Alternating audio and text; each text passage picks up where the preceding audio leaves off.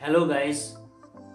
शायद आप मैगी खा खा कर बोर हो गए होंगे, तो आज के बाद हमारी चैनल पर आपको मैगी के अलावा कुछ नया कंटेंट भी देखने को मिलेगा। तो आज की हमारी वीडियो कुछ ऐसी ही है, तो चलिए बनाते हैं।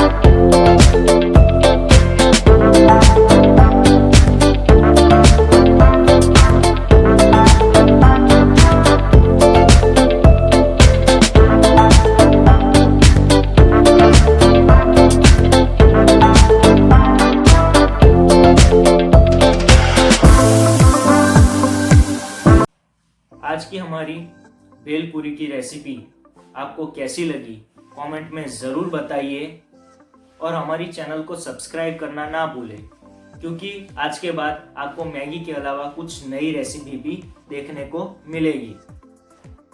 तो नेक्स्ट वीडियो में मिलते हैं, तब तक के लिए बाय बाय, आओ।